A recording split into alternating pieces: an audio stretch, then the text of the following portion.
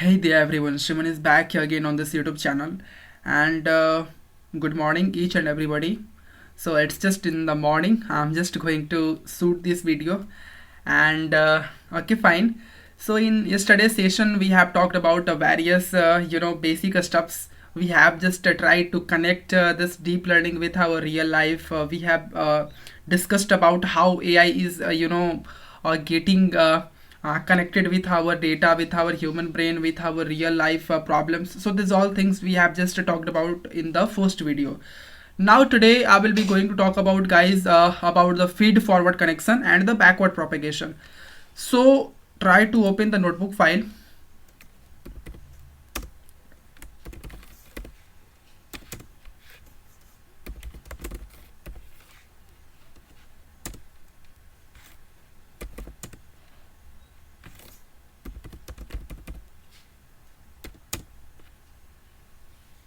Okay.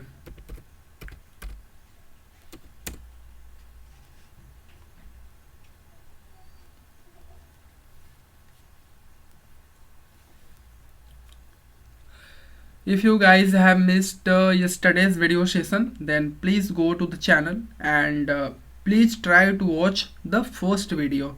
I mean yesterday video in which we have talked about the basic things, right?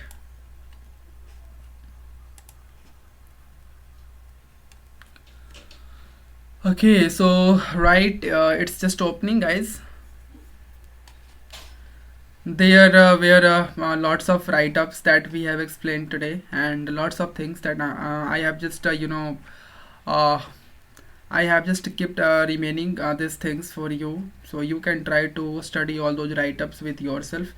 And I am going to give you this particular notebook file. So maybe in two or three sessions, after 2 or 3 sessions, I will try to give you this notebook file, and then you will be having your own notes, and then try to go with all those things. So guys, in yesterday's session, I have discussed that what are these things. So basically this is the input layer, which is only responsible for taking the inputs. This is the hidden layer or maybe dense layer where we are trying to do some kind of processing for the data. And this is the output layer where we are going to use some kind of output functions, and then based on that function we are going to give a final predictions, right? So in this way this neural network architecture is going to work. And again we have also discussed that yeah fine, so whatever input we are having at this particular place, so this input is going to get multiplied with this weight and then added with this bias, and then this particular linear kind of input, linear mix of data is going to get inside this particular neural network, right? So in that sequence what I have said, so basically from this neuron input will be getting through this neuron, right? From this neuron we are trying to send the inputs to this neuron, and from this also we are trying to send. So see here, these three connections are coming towards only this single neuron. So what it means, so these three connections are just belonging to one neuron. It means that from these three neurons we are trying to send some kind of data to this neuron. And what will be the type of that data, I mean how which kind of data will be just sending here. So suppose that so from P1 actually we are trying to send this particular data, right? So x1 w1 and then I can say plus b1, right? So this is the data we are trying to send, right guys? To what? To p1. Yeah, p1. Okay, fine. Now after this one maybe, so from p2 we are trying to send what? We are trying to send this x2 and then w what, x2 into w3, right? So x2 into w3 and plus b3. What's it? Actually I have given here this special character, so basically yeah fine. Now Now this particular input will go inside the same P1, and in the same sequence guys, from P3 we are also trying to send some kind of linear input of data, linear mix of data. So basically x3 dot w5, I think, yeah, w5, and plus I can say, and then b5, right, b5. Then what I will try to do, then this will be just getting inside the P1 itself. So basically there are these three kind of linear mix of data we are trying to send. And again, whenever, so what is happening, so basically see here, this is the three data, right? So this data from P1 to P1, and this data from P2 to P2 to P1, and this is going from P3 to P1. So in this case we are trying to send three different kind of data from this neuron, I mean input layer, to this particular neuron of this hidden layer, right? Now what is going to happen? So now what is going to happen, so whenever these three connections are getting enter into this neuron, so what will happen with these all inputs, whatever inputs we are trying to send with these three connections, so what will happen, so we will just try to do a kind of summation operation, right? So summation operation means what? Means that, so our x1 dot w1 and plus b1, right? This will be getting summed with this particular thing, I mean x2 dot w3 and then plus b3, right? So we are trying to sum up these each and everything, right? So whatever inputs we are trying to send, we are just trying to add each and every inputs, whatever linear mix of data we are trying to send. So here it will be x3 dot w5, and then we are trying to just do a summation operation, and then this will be b5. So this kind of whatever output this particular expression will give, that will be our final output, and which is getting inside this particular neuron as its input, right? Because these are outputs of this neuron, and this will getting summed up, and then its summation, its summed up result will be getting inside this particular neuron as its input. Fine.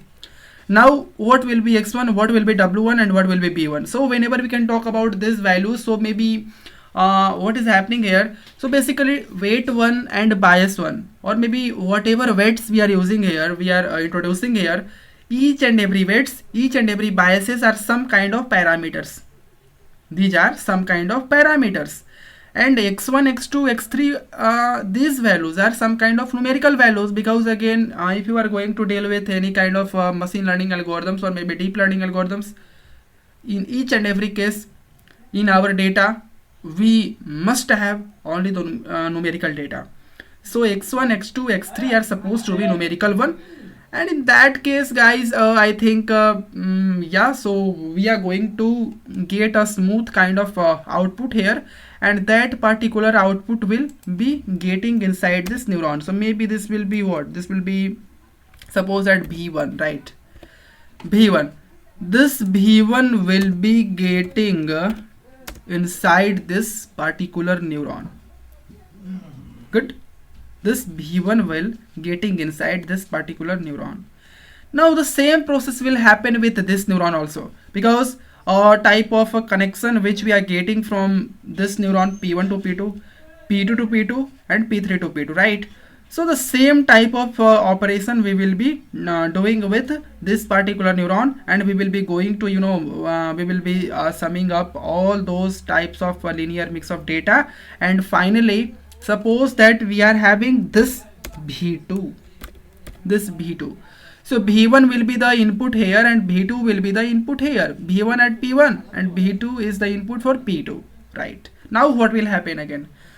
So now actually whatever things I am trying to discuss, so these things are known as feed forward connection. So what is feed forward connection? Just to go with line by line here. So feed forward connection, FFN, in training of neural networks. So what is this? So training of an artificial neural networks has been classified into two different processes. So whatever training, whatever things you are going to do with neural networks architecture, each and everything, so I mean each and every training is getting classified into two different process. The first one is the feed forward connection and the second one is the backward propagation. So first of all we will try to understand what is feed forward connection. In feed forward connections, data is getting inputted into the input layer. Okay, something missing here. So actually, yeah, fine. So in feed forward connections, data is getting inputted into the input layer to neural network, and then it get multiplied and added with some randomly selected parameters like as weights and bias. So as I have explained guys, as I have explained, so whenever we will having some kind of input as this input layer, this particular inputs will get multiplied with these weights, and then it will get added up with biases, and these weights and biases are a kind of parameters, right, as I have mentioned yesterday. So weights and biases are a kind of parameters, and in the very first beginning these parameters will be just randomly selected. So again, what types of values these parameters should have, and maybe in beginning, so how we are going to assign some kind of values. So for these things, what we are trying to do, we are trying to assign some kind of random values to each and every parameter. So whatever parameters we are having, like as weights, maybe biases, maybe for each and every parameters we are having some kind of random values.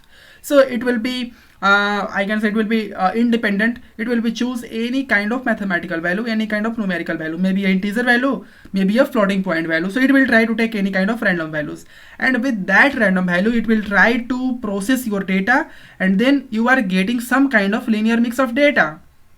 Now yeah, weights and bias are some learnable parameters, and they are getting introduced into the networks for getting an ease of access in finding relations between data. Yeah, so as I have said yesterday, so weights and bias are some learnable parameters. These are the kind of parameters which are getting learned by the system, which are getting learned by this network. This network will try to learn that what will be the values of these parameters. But in the very first beginning, we are going with just randomly selected values. So this will be responsible for getting an ease of access, because again if you are not having some kind of parameters, so there may be lots of difficulties you are going to face.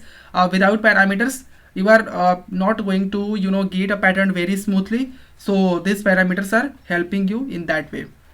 Now after introducing weights and bias, a linear mix of inputs are getting inputted to the perceptron of next layer of network, and there will be a similar inputs from all other perceptrons of input layer. So a summation of all linear mix of inputs will be inputted to each perceptrons of hidden layer.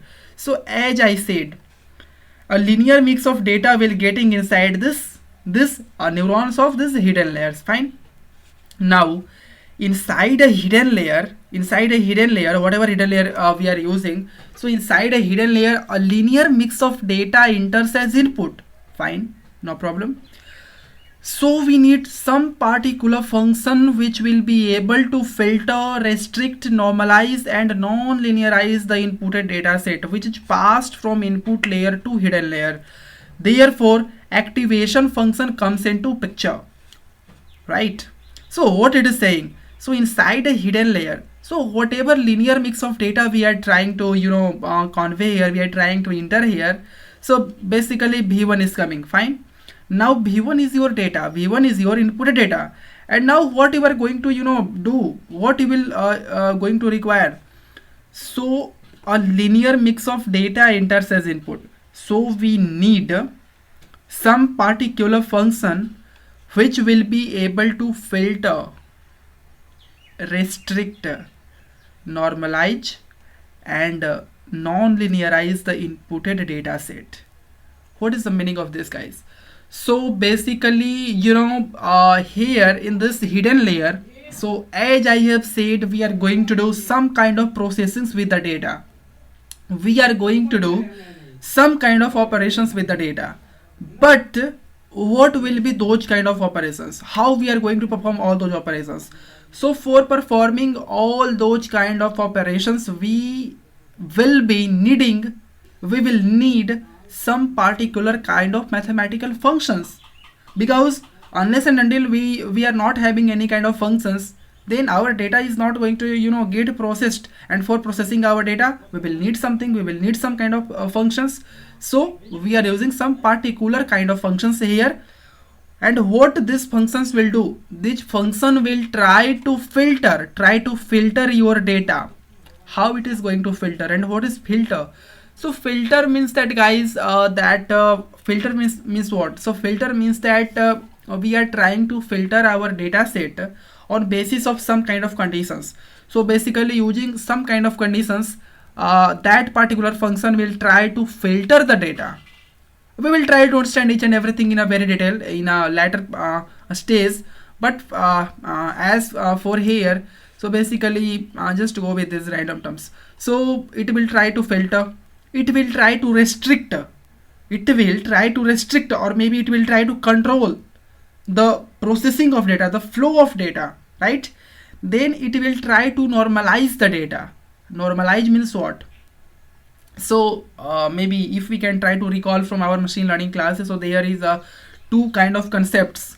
I think in terms of feature scaling, whenever we guys are going to do some kind of pre-processing stages, so there if you are going to use any kind of gradient descent based algorithms, maybe linear regression, logistic regression, or maybe anyone SVM, so there you will be requiring, you will be need to normalize your data, you will be need to scale your data in a certain range.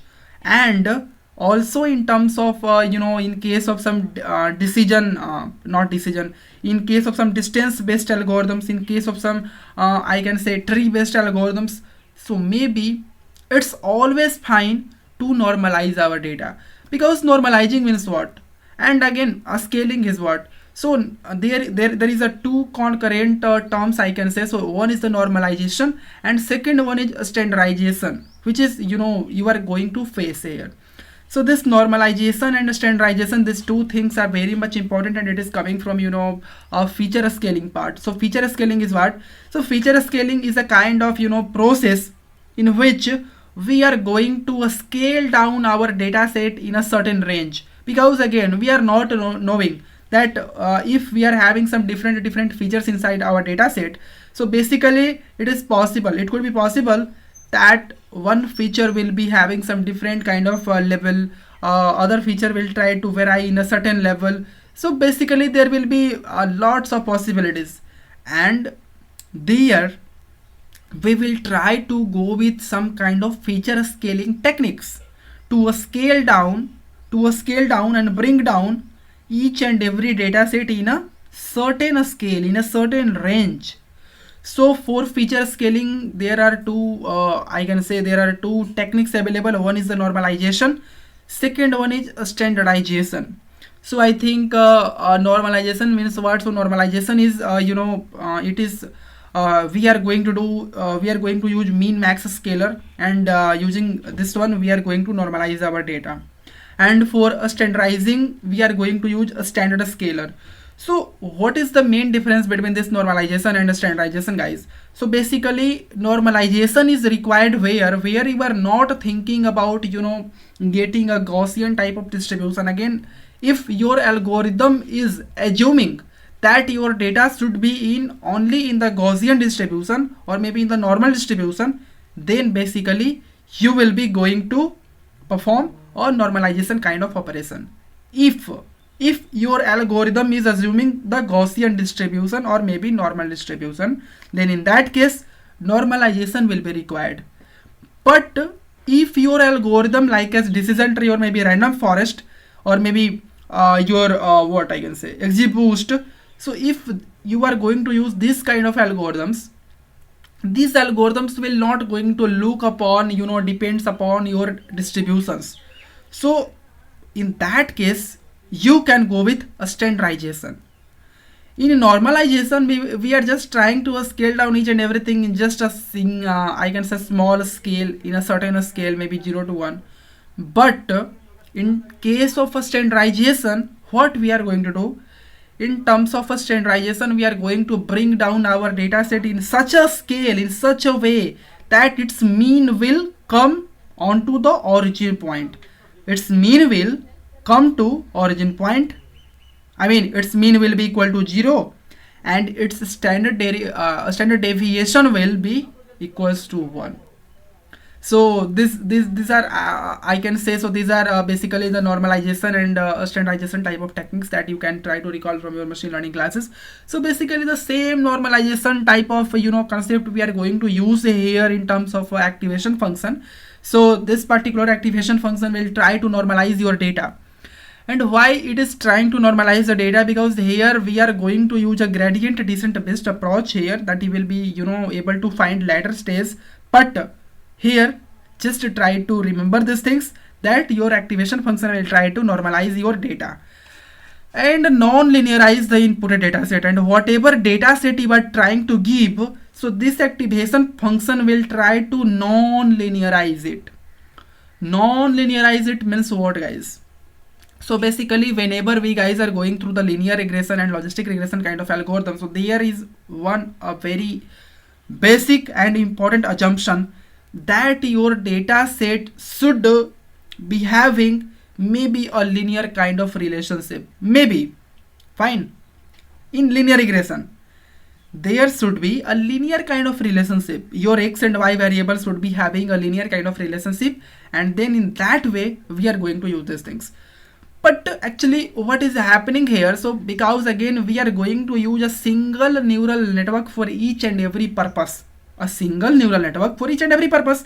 Maybe it should be a simple regression problem, maybe it should be a classification problem, maybe it should be a image classification problem, or maybe a detection problem, or maybe any kind of task you are going to do. So in each and every case we are going to use a simple or maybe a similar kind of architecture.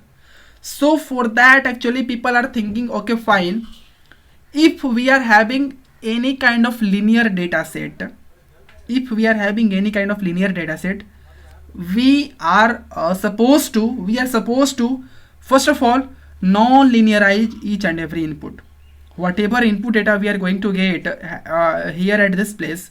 So we are supposed to non-linearize them. And non-linearize is why it is important. So basically if you are going to non-linearize them, so in case of non-linearizing anything, in that way maybe what people were thinking that, so people were thinking that okay fine, so if we are going to non-linearize this data, this input data, so maybe in that way it could be possible that I will be able to I can say I will be able to deal with a huge complexity of data. Because again, if we are going to deal with just a linear pattern, a data with a linear pattern, it will be too much simple. There is nothing to do, right?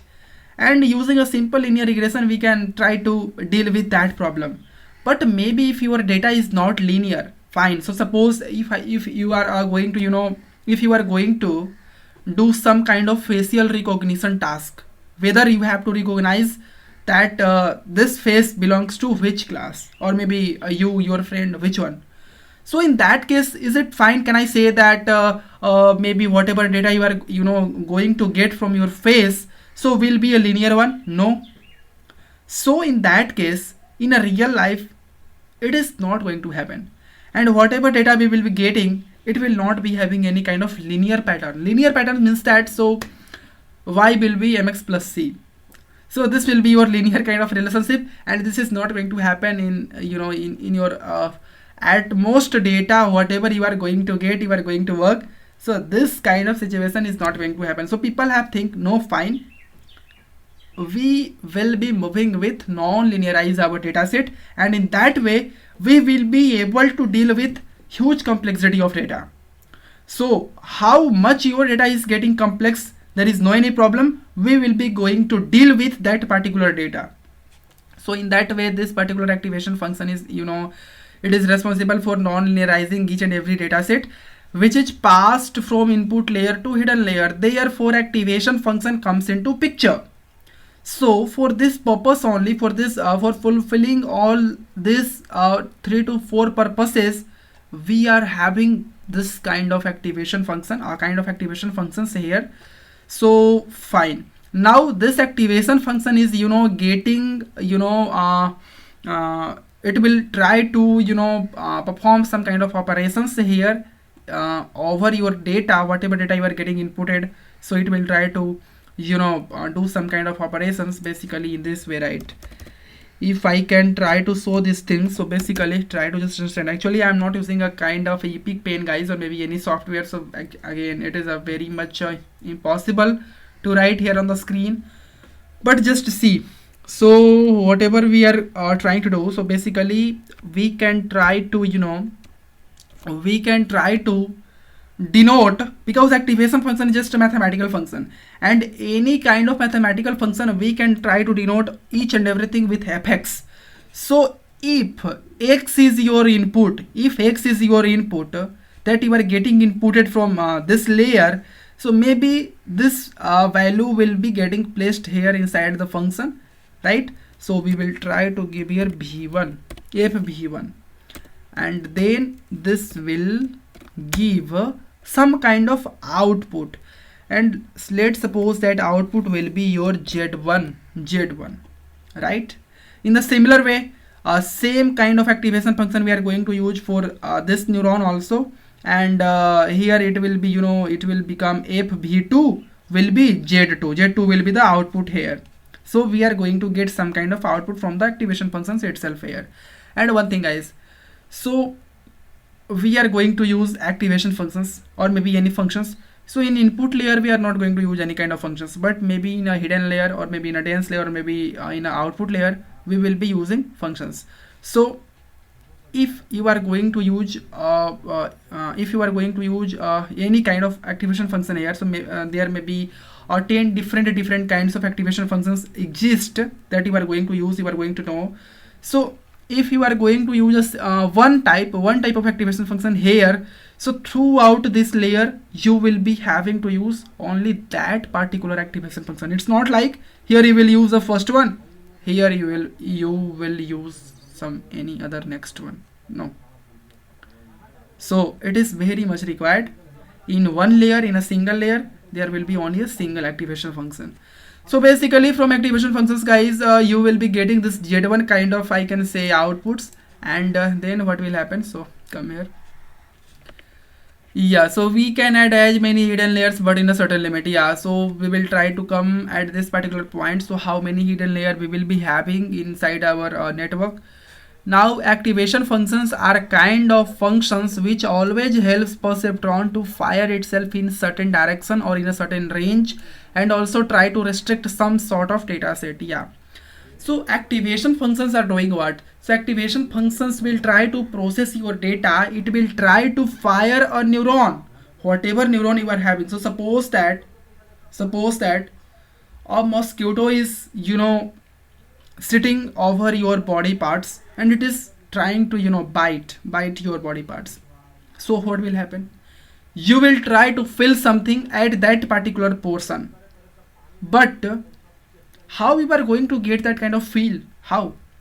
So whenever any mosquito is getting it is trying to bite over your I can say your body parts, so at that particular point of time it will try to inject some kind of poison or inject some kind of liquid, or maybe it will do anything.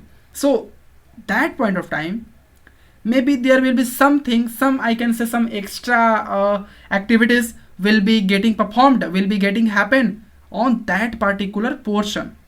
And in our body, so in our body, so there are millions and billions of neurons are available inside throughout the body. So what is happening in that way? So in that way, that particular portion, whatever neurons are lying in that particular portions, they will be getting fired, they will be getting activated, because they are getting some kind of sense, and it's their responsibility to to make themselves activated using all those things. So they will make themselves activated, and when they will be activated, they will try to propagate some kind of sense to the neurons which are in the next sequence. So in that way, each and every neuron will try to fire itself, and it will try to activate themselves, and then in that way, that particular information will be getting back propagated to your final, I can say, your final target, maybe inside your brain. So in the same way, we are using this activation function kind of things to fire a neuron in a certain direction or in a certain range, and also try to restrict some sort of data set. We will try to understand these things in a later stage.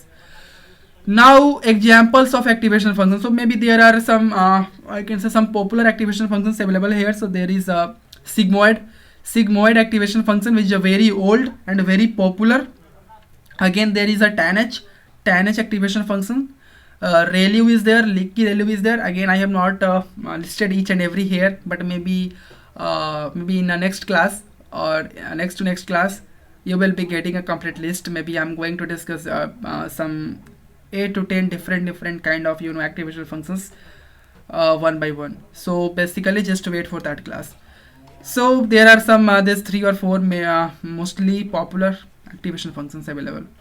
Now we can use a single activation function inside a hidden layer. Yeah, so whatever hidden layer, maybe, so if you are working in this layer, so here in this layer, throughout the layer, you are supposed to use only a single activation function. It's not like you are going to use sigmoid here, and here you will be going to use ReLU or maybe a tanh. No, so you will be only using a single activation function. Then here all inputs are get added together by using output function, and then sorry, I'm leaving something. Yeah, activation function does some particular operations and gives some outputs, say O1 O2, which get multiplied with some different weights again and then enters into next layer. Yeah, so as I have said, so whatever outputs we are going to get from this particular place, so that V1 or maybe Z1 output will it will be getting multiplied with the weights. Again there will be some kind of biases here, it will be get added, and whatever linear mix of data we are going to get here, so it will try to enter into this output layer. If it is an output layer, it will get into it will come over here. But if there will be a next dense layer, so again there is no any problem. Maybe a dense layer, whether it's a dense layer, whether it's output layer, so it will try to come in the same way. So a linear mix of data we are going to get here, and again from this neuron itself, a same kind of data will getting inside this neuron. Now at this neuron we are trying to add this 2 of the linear mix of data, right? And here in this output layer we are also going to use some kind of function, that is the output function, and based on that output function we are going to make some kind of final prediction. Okay, fine. So here guys, yeah, which get multiplied with some different weights again and then next layer. In output layer we again use a function which is known as output function. So here all inputs are get added together by using output function, and then we get a final output or prediction. Yeah, fine. Now output functions are similar to activation functions, but it always getting used in the output layer of the network. Yeah, so functions are same, both are the mathematical functions, but actually there is a difference in their places. So if you are going to use some functions here in the hidden layers, it will be known as activation functions, and here in output layer if you are going to use those functions, it will be known as your output functions, which will try to give you a final output. So in the same way we are going to deal with these things. Now there will be some differences between the expected and predicted in outputs, and this difference is termed as loss or cost. This whole process is known as feed forward connection or feed forward networks. In FFN, our network does not try to learn something. Learning never happens in FFN. Now what is happening? So here we are going to get a y prediction, y predicted y, right? Y hat. So the same thing is going to be happen in terms of maybe linear regression or maybe any kind of machine learning algorithms, guys. And same thing we are going to get here. So whenever we are having some kind of predictions, maybe predicted values of y, so we will be also having some original values, actual values of y. So y will be there and y hat will be there. So now in that case we will try to check that, okay fine, so how much our this algorithm is, it is how much it is closer. Means if we are going to calculate something, so for the same output, if something is going to so if, okay fine, so I have asked you, okay fine, so now this is the problem, that you have to do some kind of calculations, you have to add some some different kind of numbers, and then you have to give me a answer, a final answer, maybe 2 3 4 5 6, some consecutive numbers you have to add. I am knowing already the answer, but whatever answer you are going to give me, so I will try to compare that how much you are accurate, how much you are good, or maybe wrong. So I will try to compare both things. So here the same thing is going to happen. Y and y hat is getting compared, and in this comparison we are going to get, we are going to calculate some kind of, I can say, loss functions. Fine. So as in the I can say, as in the case of machine learning, we are doing the same thing, and the same thing we will be doing here in the terms of neural networks.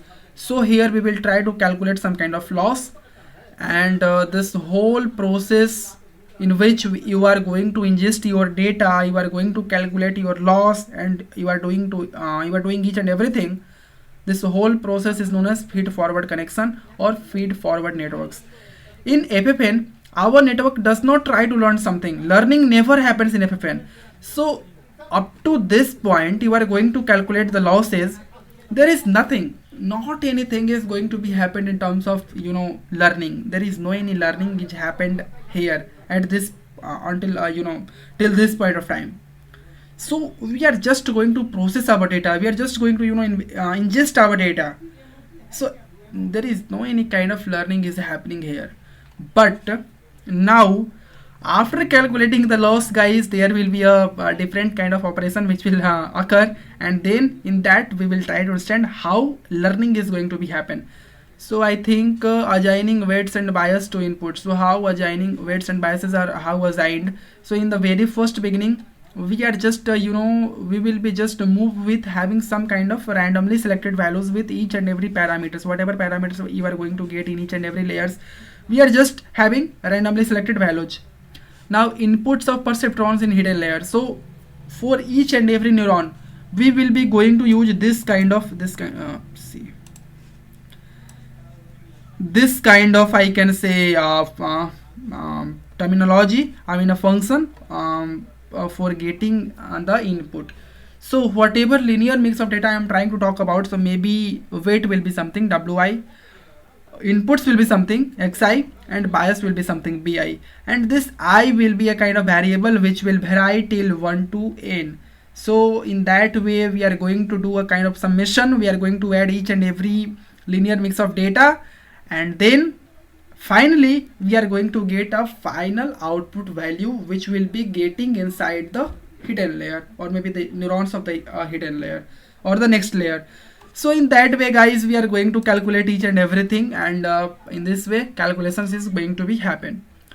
Now from here a backward propagation is getting started. So try to make focus here. So in FFN there is nothing to understand, but in the backward propagation it is very much important, and it's too much clumsy to understand. So first of all, try to make your focus, because focus or maybe attention is the thing that you all will be need. So try to make attention. In feed forward network, in feed forward connection, we get some losses due to the introducing some randomly selected parameter, and our whole objective and idea is to reduce this loss. For reducing this loss, backward propagation comes into picture. So guys, have you think about how and why you are going to get some kind of losses if you are going to compare your y and your y hat? Because your neural networks is doing what? Your neural networks is trying to predict, or it is trying to give some kind of results on your behalf. So whatever calculations you have to do, so for the same thing it is trying to give you some kind of result, fine. So if its result is not accurate, if y is a different quantity, if y hat is a different quantity, if both are not matching, there is a huge gapping in between both things, then have you ever think about how why you are going to get this kind of loss, this kind of difference? Loss is what? Loss is a kind of, I can say, differences between y and y hat. So the same thing we are going to get here. And just try to think in this way, why we guys are going to get a kind of loss each and every time? Why this particular loss function is coming into picture? Why we are going to introduce this kind of things?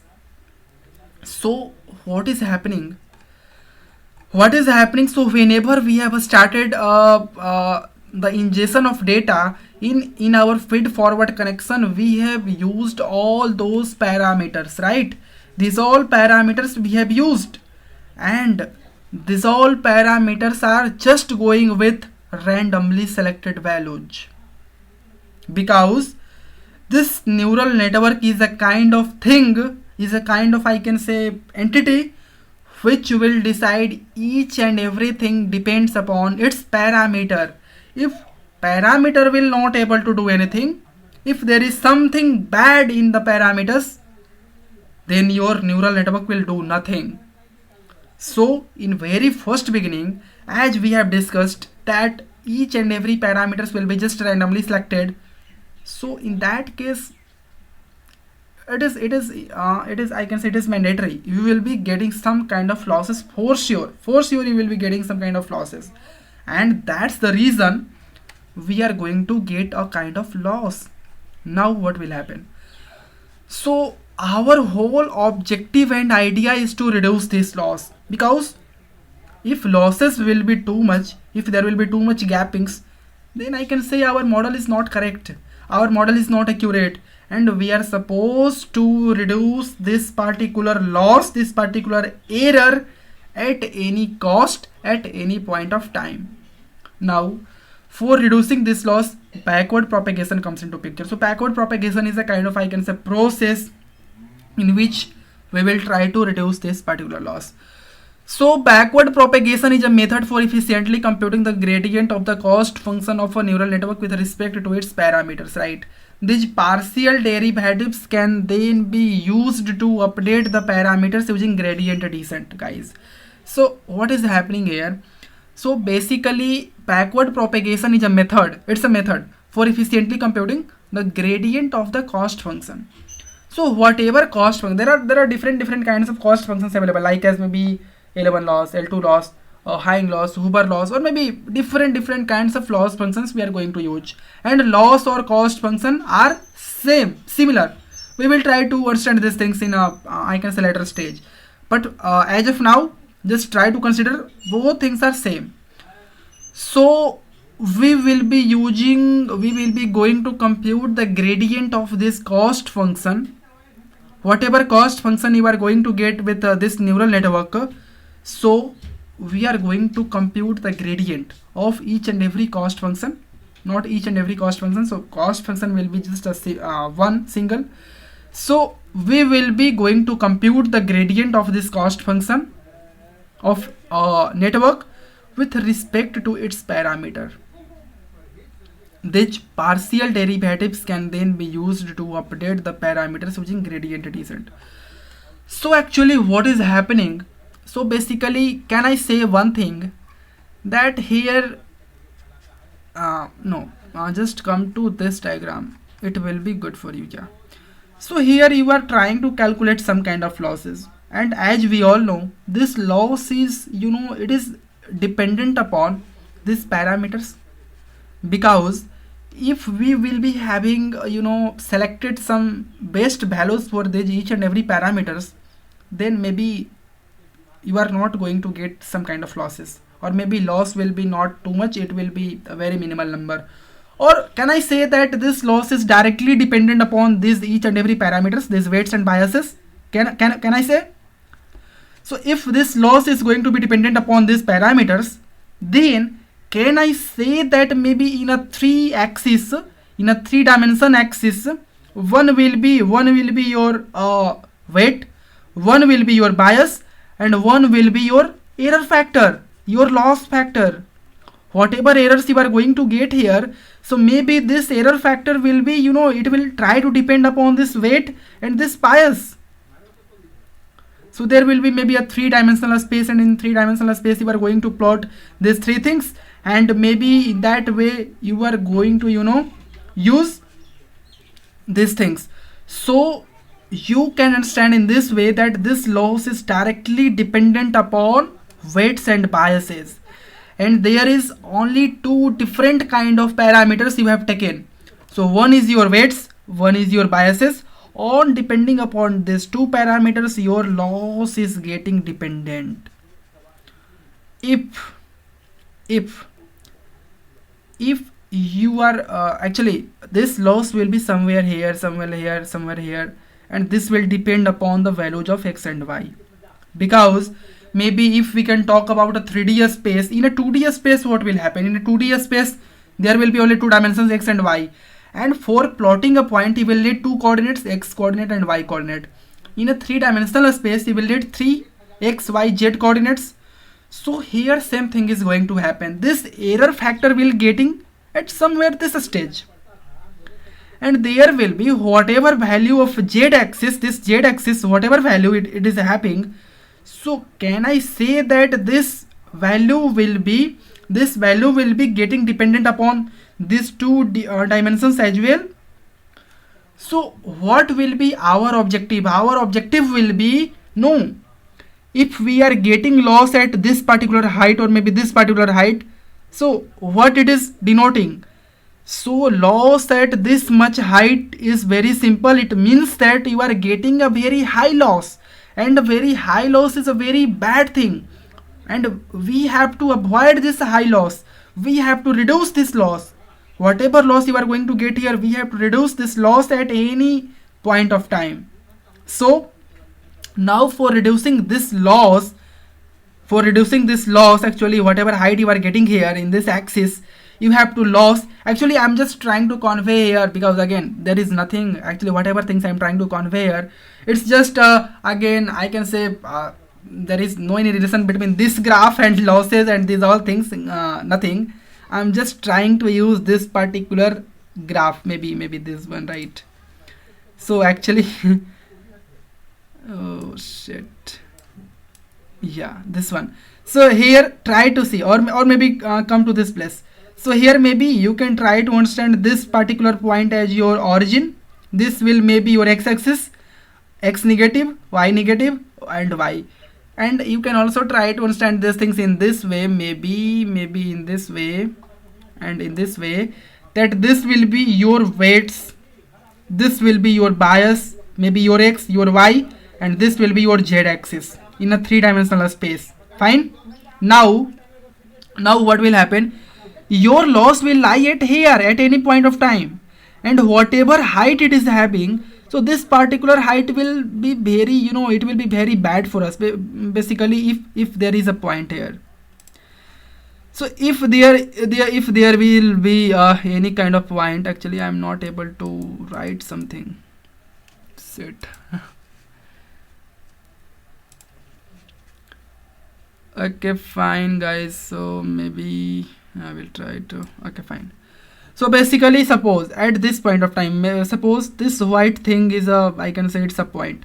So if your error factor is lying here, so it means that you are having too much loss, and you are supposed to reduce this particular loss. Now what you will try to do? So you will try to use some kind of optimization, some kind of mechanism, some kind of differentiation techniques to reduce this loss, right? And we will be supposed to reduce this point from here to here as low as it is possible. To draw this point, it will be good for you, because having a minimal quality of loss is not good for you. So try to reduce this loss as much as it is possible, and this particular thing guys we are going to perform with the help of optimizers, right? Or maybe in a back propagation steps. So what will happen, so we will just try to come here. So yeah, we are going to use some kind of partial derivatives. We will try to talk about what kind of partial derivatives we are going to use, and then we are going to use these all things, maybe gradient descent kind of approach. So gradient descent is what? So gradient descent is a kind of algorithm in which we are going to use the partial derivatives, and we will try to reduce each and everything. So for this one I will try to make some kind of, I can say, other video, and then maybe in the next class I will try to show all those things. So we will be using a gradient descent kind of approach here, and we will try to reduce this particular loss.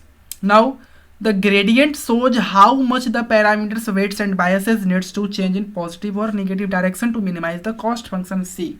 So whatever cost function, again see, whenever you are trying to pass a single record inside your network, so for a single record it is going to calculate a loss, right? Okay, fine, this will be your loss. But whenever you are going to pass huge number of records, maybe 10 records, 2 records, 3 records, I mean more than one record, if you are going to pass maybe 100 records, in that case for each and every records it will try to calculate the loss, and that particular loss, each and every loss, it is trying to do some kind of averaging operation, and at its result the combined loss for each and every records will be known as a cost function. So there is a very minute difference between a loss and a cost function. Both are same. Loss is just, error for a single record, but cost will be error for multiple records. Fine. So whatever cost function you are going to get, so this particular cost function will be depending upon your weights and biases. And the gradient means what? So gradient means slope, right? Gradient means slope. So this slope or this gradient will try to indicate that how much weight is going to contribute in this cost function, and how much this biases parameter is going to contribute for this cost function. If we are going to treat these weights and biases, then maybe it will be possible, it could be possible that our cost function will be changed. Our error factor will try to change at some other point. So in that way, we are going to use a kind of gradient descent algorithm, because gradient is what? Whenever we are going to study about differentiation, here differentiation is coming into picture. Differentiation or parts of calculus, where we are going to calculate the differentials, or maybe your what I can say, yeah, your differentials, your gradients, and that particular differentials will try to give you a kind of I can say overview, a kind of idea that okay fine, how much change we are going to get. Means that if we are having two quantity x and y, so how much this particular x is going to change with respect to y. Fine. So actually can I write here? So I think it's a very difficult maybe, but actually my pencil is, yeah, so somehow actually I am able to write, guys. So suppose, fine,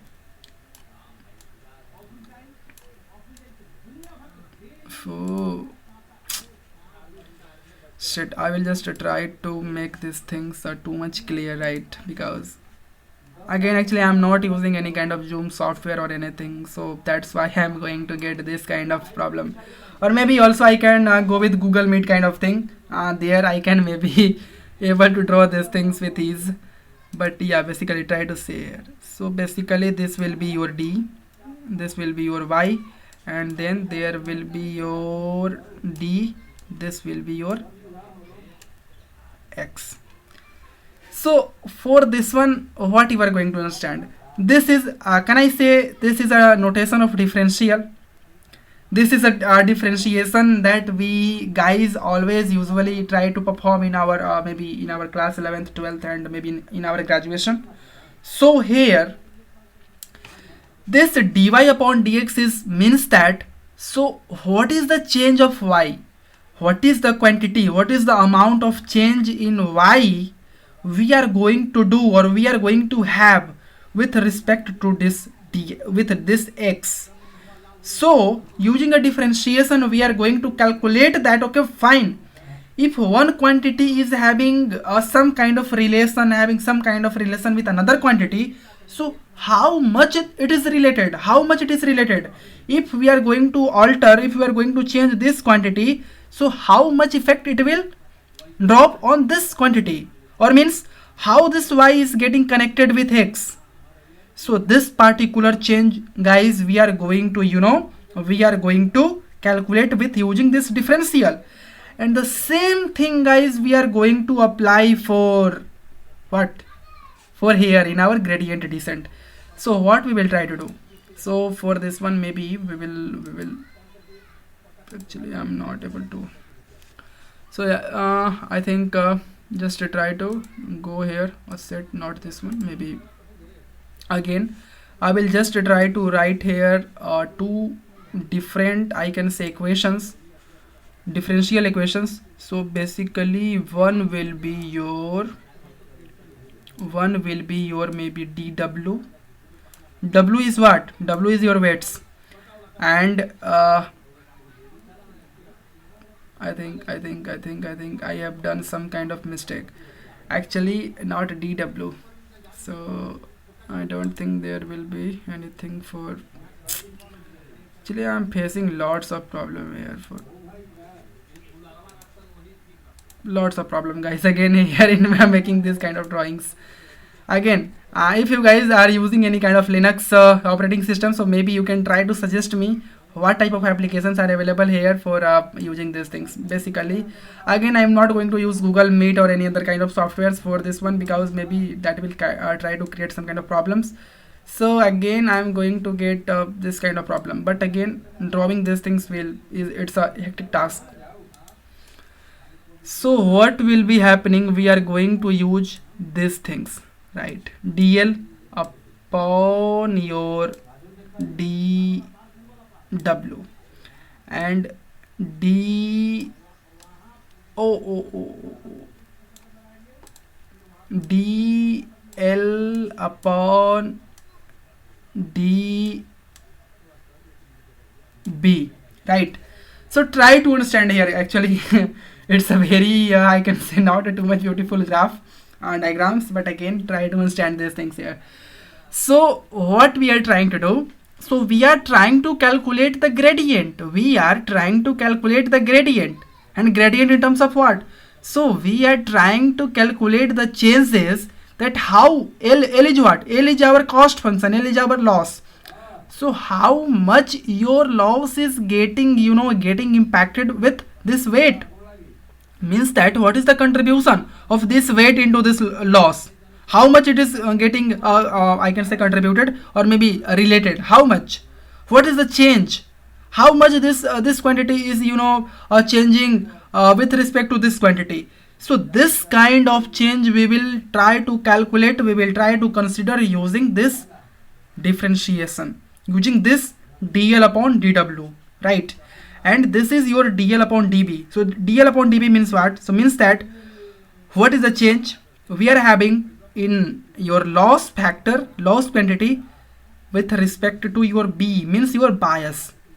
So these are the two, I can say, differential equations that we are going to use maybe, and then in that case we are going to proxy it, and in that case we are going to use these two different equations to reduce this particular loss.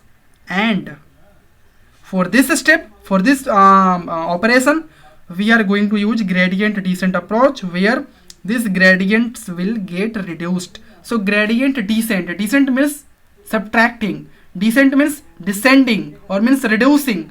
So here this is the gradient, and we are here trying to reduce these gradients. That's why this is known as gradient descent. Fine. So in this way, again, we can try to actually try to do these things. Basically, actually, I think it is stuck, or maybe what. Yeah, so fine. Now in backward propagation, it will try to update the randomly selected parameters by using some optimization mechanism, and it will always occurs in backward direction and updates the parameters layer by layer in network on the basis of losses. For updating the parameters, it uses a differential equation. So what will happen? Come to this graph. So here we will be calculating the loss, then we will be using a kind of optimizer. Inside the optimizer we will be using a kind of, I can say, again, optimizer is what we have, we have get some idea what is activation function, what is a loss, but what is optimizer. So basically optimizer is a mechanism which will try to help you in flowing of data inside your network. It will try to help you in the flow, and again it will try to help you in the gradient descent. So basically there is some kind of, I can say, entity which will try to control each and every flow, because again, if you are going to pass the data, if you are going to do the learnings, there may be different kind of operations you are going to perform, and each and everything you are going to perform, and you have to control each and everything. And for that one, people have introduced some different kinds of optimizers for their usage, right? So maybe there should be a gradient descent based optimizers. There is a BGD, batch gradient descent, MBGD, mini batch gradient descent, SGD, a stochastic gradient descent, and maybe there are some different momentum based optimizers, guys. So again, we can try to use all those things, fine, and then using all those optimizers, maybe we can try to go with these optimizers, and then we will be try to do gradient descent approach. And then what is happening in this gradient descent approach? So here in this gradient descent approach, if you will try to see upon this gradient descent approach, so there is a differential equation. Again, just try to look over it, right? Again, there is a very huge mathematics involved here, but again, I think I have something, so just come to that point. Wait, yeah. So these are the equations to update the parameters. So we will be going to update your each and every parameters by using these equations. And what are these equations? So these are the actual differential equations which we are going to use in terms of our backward propagation, in terms of our optimizers, fine. So in backward propagation, what we will do? So in backward propagation, we will try to change the values of these parameters. Each and every parameters we will try to change, because again, we are generating this loss which will be depending upon your randomly selected values. So you have selected all of those values on a random basis, that's why you are getting this kind of loss. Now on the basis of this loss, you will be going to optimize the values of each and every parameters. You have to optimize. You have to update the values of each and every parameters. Suppose that at this stage this parameter is having a value of 5, so, and that is a randomly selected one.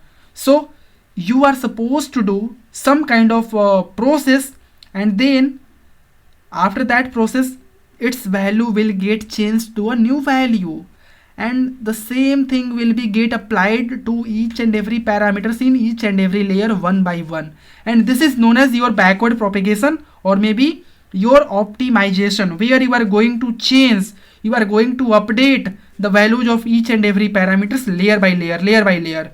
So for using that, we are going to introduce these two different equations. I think both are not different equations, both are similar, same, just different in terms of weights and biases. So for weights, w nu means your new weights. So weights new will be what? Weight old, whatever weight old you have, old weight you have, mean 5. So whatever things you are having on a you have selected previously, so that older weights. So that older weights minus, this is a quantity, its name is eta. maybe from a Greek letter we are having some different 24 or different I can say symbols, like as maybe alpha, beta, theta, gamma, lambda, delta. So eta is there also, and this eta is involving here. This eta is getting multiplied with, it's a type of n, maybe n in terms of, I can say this n, right, a small n. Its a symbol is something like that one, but again I have just written in this way, so it depends upon you, so how you are going to write, but again it's eta, and this eta is getting multiplied with this particular gradient. This is the gradient, this is the dE upon dW. E is what? E is your loss factor, E is your error factor, and you are going to calculate this differentiation, this differential with respect to W, and this gradient you are going to multiply with this eta value, and this whole product will getting subtracted with your older weights, and whatever result you are going to get in this way, that will be your new weight. Same thing will happen here. dE upon dW we will try to perform some kind of gradient value we will get from this place, then that value will get multiplied with this eta, then this product will getting subtracted from this old bias value, B old, and that particular result will be your new bias. So these two different types of equations, guys, differential equations, guys, we are going to use there in terms of updating our each and every weights, each and every parameters, and in this way we are going to do our backward propagation. Okay, with updated parameters it will start the feed forward connection again and calculates some losses, and then it again starts the backward propagation to reduce the weights. It will keep updating the weights until we get an optimal or reduced loss, and we get some pattern in data set, right? So what is happening here, we will try to keep updating these things. Fine, so we will be using this loss, we will be using optimizer, we will try to update these weights at each and every layer, then with the updated values of each and every parameters we will try to do the feed forward connection again. Loss will be calculated, again backward propagation will happen, again these parameters values will get changed, again feed forward connection will be repeated again. So these things will be repeated in a cycle, and we will try to keep repeating these things in, I can say, in a sequential way unless and until you are not going to get a very reduced loss, a very reduced, very minimal loss quantity. So I think this is known as maybe training of a neural network. In this way we are going to do feed forward connection, we are going to do some kind of backward propagation, and we are going to involve this each and everything. So here, guys, try to make some kind of overview. This is the x0 input we are going to pass here, x1 input, x2 input, x3 input. Suppose there are three different inputs, three different columns, and for this three column we are having three neurons. Fine. L0 layer your input layer, L1 layer your first hidden layer, L2 layer your second hidden layer, L3 layer your third layer or output layer. Now what will happen? This neuron, this is connected, this is connected, this is connected. Fine. There are three connections. For this three connections, this three connections, this three connections. For each and every connections we are having a specific weights and biases. W011. This W011 means what? So 11 means that 11 will be the notation for correction weights, and 0 is notation for this layer. So this weight is belonging to this L0 layer, so this 0 is coming here. Again you can try to give any kind of notation, but again for getting a simple overview, easy understanding of this particular diagram, try to understand in this way. So this 0 will be this. So for this layer we are having these weights, so maybe W011 we are having here, and B11 bias. Now for this connection W00 means first layer, 0 is denoting to the layer, so W0 first layer, 1 2, So 1 means what? 1 means this one. This one means this first neuron, and this one means this first connection. So first neuron, first connection, so W011. First neuron, second connection, W012. First neuron, third connection, W013. And for each and every connections, we will be having B11 base bias, B12 bias, B13 bias, right? In a similar way, W021, I means zeroth layer, second neuron, first connection, W022. So zeroth layer, second I can say neuron, and second connection. So W023, W031, W032. In this similar way, we are going to denote each and every weights and each and every parameters. Again, it will depend upon you, whatever terminologies, notations you are going to use. So in this way, we are going to do these connections, draw these connections. Then these things will getting, see, we are going to do a kind of, I can say, summation here, right? Because a linear mix of data will getting inside. So this Z111 means what? So this is 1 and this input is related to this layer, right? Here we are going to calculate this input. So this will be related to this L1 layer. So this will be 1 for first layer, 1, zeroth layer, 0. So Z1 means this layer. So Z will be what? Z will be input for this place, for this neuron, for this layer. Z will be input. So Z1 and 11 means what? So this one will be your first neuron, and this one will be what? I think this one will be your first neuron, and this one actually I'm not understanding these things. Actually, it's too much logical, guys. But again, so Z111 means that so basically what I can say, yeah, so Z111 means that, so the same activation function you are going to use here, same activation function, sigma 1. This is a kind of sigma is also a Greek letter, guys. So sigma 1, we are using sigma for denoting the activation functions. So sigma 1 is here, means a kind of activation function. So one kind of activation function we are using here, and with this activation function, this one is, so Z11 will be for this activation function. So 1 will be your neuron, this one will be your neuron, this one will be your first one will be your activation function, second one will be your neuron. So Z111 will be the first layer, first activation function, or maybe one activation function, or first neuron. This is Z12 or Z112. So this will be for your one, I can say, one activation function, maybe one is just I am trying to denote the activation function, and 2 is your second neuron, Z13. In this way, again there will be this one, A111 will be what? So A111 will be kind of output from this activation function. So whatever output we are going to get here at this particular place, this will be output and A will be the output. So same 1, so 1 and 1. So Z2A.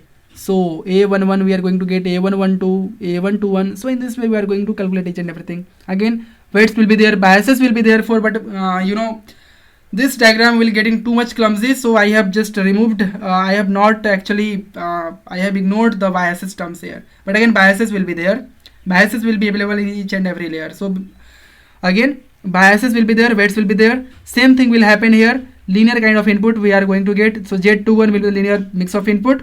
We are going to enter inside this neuron, and here sigma 2 activation function, sigma 2. There may be possibility you can use similar activation function in this layer and in this layer, but if you think no, I will use sigmoid here, I will use tan H here or ReLU here, you can do, there is no any problem.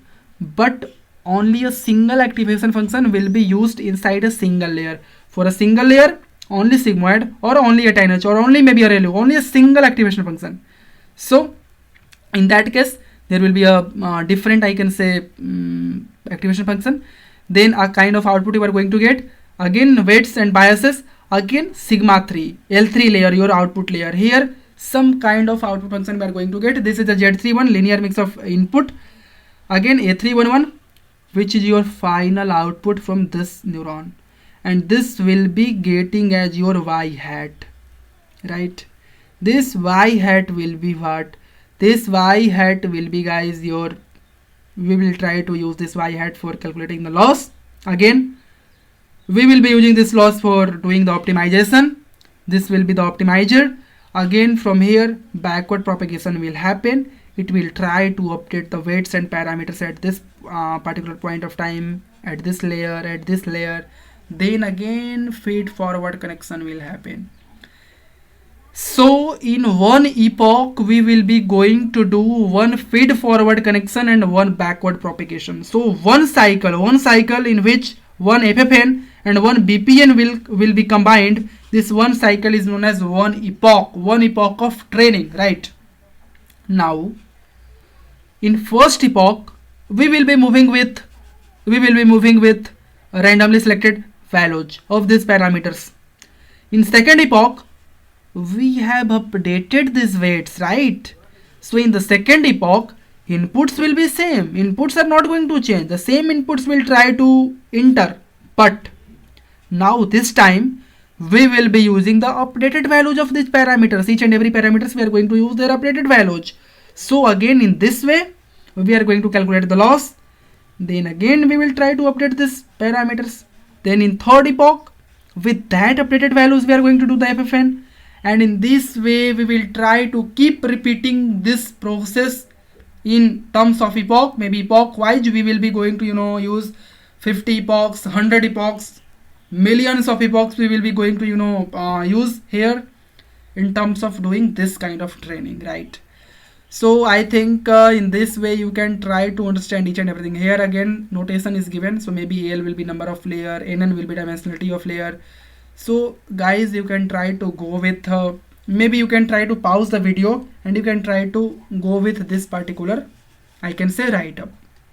Again you can also try to make the notes with these things, but first of all just I can say let me complete some more classes, because again there are various things to discuss here, guys. Again it's a very I can say not a easy one concept. Again there is a lots of things that we have to go with. So basically we will be having too much things, see too much things we are having here. So in that way, guys, we will be moving with each and everything, right? And we will be using each and everything here. And again there are some different things that we have to use. Again we have to update in this notebook, so basically it will take some time, so I will give you the updated notebook only. So you can try to maybe pause, or maybe you can try to make your own notes. Actually these are my handwritten notes, fine. So you can also try to copy these things for your learning purpose. So yeah, now yeah, one feed forward connection and one backward propagation togetherly makes a cycle known as one epoch. In differential equations, to update the parameter we use learning rate to control learning process, fine. At beginning we don't have any introduces. Yeah, at beginning we don't have any idea about any relation or patterns between the data sets, so we introduces some learnable parameters, and in FFN a linear mix of input goes to each and every units of the hidden layer. In backward propagation we updates the parameters on the basis of loss. So again guys, I have discussed these things. So with updated parameter we repeat the FFN and this some data which are not contained in the result. Okay, fine. Yeah, increment of learnable parameter makes our network more flexible to learn the relationship between data set. Introducing more units in hidden layer and more hidden layers will give a better result, but they are just experimental one, guys. Here we have used 2 dense layer, but you can try to use as much. I can say there is no any circumstance, so there is no any fixed rule. You can use any number of dense layers and any number of neurons in these dense layers, but this will be having some kind of advantage, some kind of disadvantage. So for this one it will be just, I can say, experimental one, and we will try to do experiment which will be depend upon your data. We will try to go with that particular number of layers, that particular I can say parameters, fine. And these two are, I can say, learnable parameters which we can try to go with that one. So in this way, now one thing will happen here, guys. So one thing actually, yeah. So actually in beginning of this session, so actually we were just going with one kind of concept that whatever activation functions we are going to use, that activation function is going to restrict your data. So again, normalizing the data, it is fine. So whenever you are going to pass this each and every inputs here, so it will try to normalize the data, it is fine. It will try to non-linearize your data, that is fine. It will try to filter your data, it is fine. But it will try to restrict your data. How it is going to restrict, and what is the means of restriction? So what is happening? So see, in very first beginning, each and every connections will going to work. Each and every neurons will try to pass some kind of input, some kind of outputs, and these inputs will getting inside these neurons, right? When we calculate the loss, we will use optimizer. We will try to update each and every parameters. Now what will happen? Now in this backward propagation, our network have already learned that, okay, fine, what is the contribution of each and every connections in this output? What is the connection? What is the contribution of this connection? If this neural network will it will be able to recognize, it will be able to calculate that, okay, fine, for this output this connection is working, but this connection is not working, then in the second epoch I will not going to consider this connection. I will try to make this connection silent. I will be not using this connection. I will be only using this connection and this connection. And in this way, on the basis of these contributions of each and every connections, we are going to decide which and every connection, which connections are, I can say, important for this particular output, or maybe this particular output. And in that way we can try to say activation functions are going to help you in restricting your data set. Fine.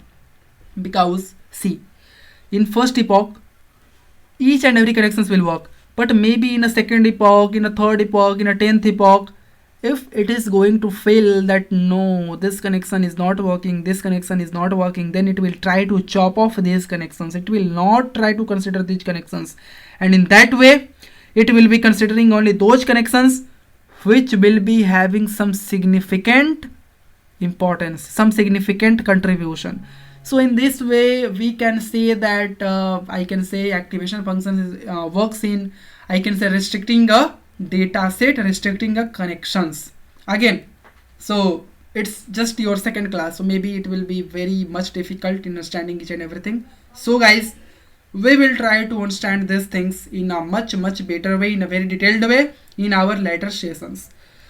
So fine guys, now in this class I have explained lots of things regarding the learning. Now one more class I will try to take. In that one I will try to go with this clumsy mathematics.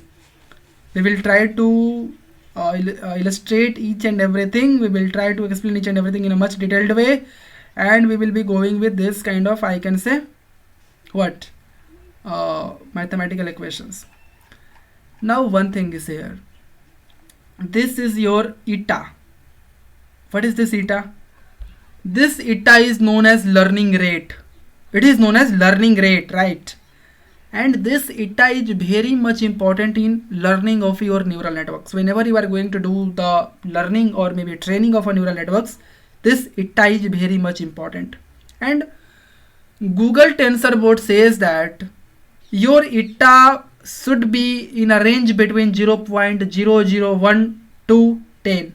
It should not be lesser than 0.001 and not should be greater than 10. It should be vary in this one, right? And this eta value we are going to use inside our learning. So Yeah, in differential equations to update the parameters, we uses a learning rate to control the learning process. Yeah, it is helping us in control the learning process. Learning rate should not be too high or too low. It will be in a range of this to this. Okay, fine. Now, if you will be having, I can say, very laser learning rate, in that way, you will not be able to learn anything. Maybe if I am going to take too much timing for just explaining a single line, I don't think you will be getting, you will be getting some kind of learning. No. So your learning rate should be in a specific range. And I think that the same thing is getting applied with human beings also. So in that way, guys, I will try to keep these things as easy as it is possible and as a small. I'm not going to give you a very huge burden. So just to go with this much things whatever I have discussed, go with the recordings and try to do play and pause, and maybe if it is possible to make the notes, you can do it. Otherwise, after having 3 or 4 classes, I will be giving you this whole notebook, and then you will be you will try to make your own notes. So maybe in that way it will be more beneficial for you all. So guys, now I think it's all from my side, and basically today I have discussed about how learning is getting happened inside neural networks. Now maybe one more class I will need, then again we will try to we will go to we will be explain about these various different activation functions. Then we will come to loss functions. Then again we will go with optimizers. Whatever different optimizers we are having, we will try to discuss each and everything in a much detailed way. And then we will be after doing each and every theoretical classes, then we will try to move forward to the TensorFlow, Keras, and then we will do environmental setup over your local machine, over your maybe Colab we will be using, or maybe anything. And then we will be going with some kind of training.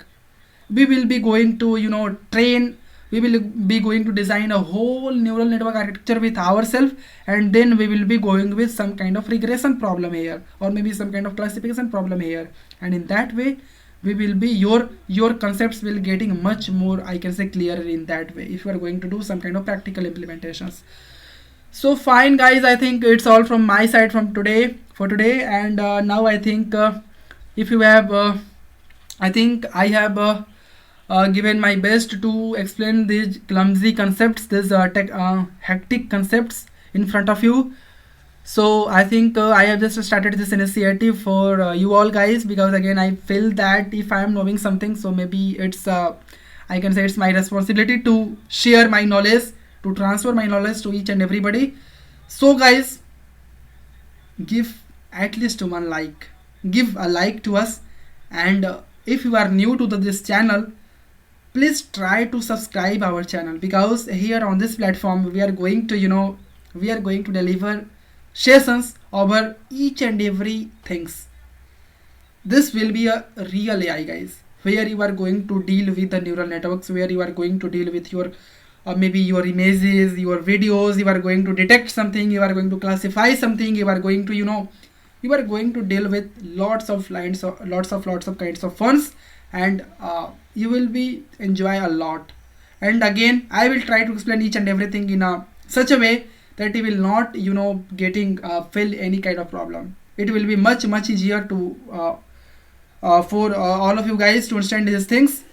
So I think it will be good for us if you can try to support, if you can try to help us, maybe in terms of giving likes, maybe in terms of giving subscribe. So basically try to share its link, try to share with each and everybody inside your friend family circle who is interested in making their career. So thanks guys, now I think it's all from my side. Now I am going to sign out from here, and maybe I will be coming with a new video tomorrow, and then I will try to explain some another topic, maybe some next topics. Okay, bye bye, take care.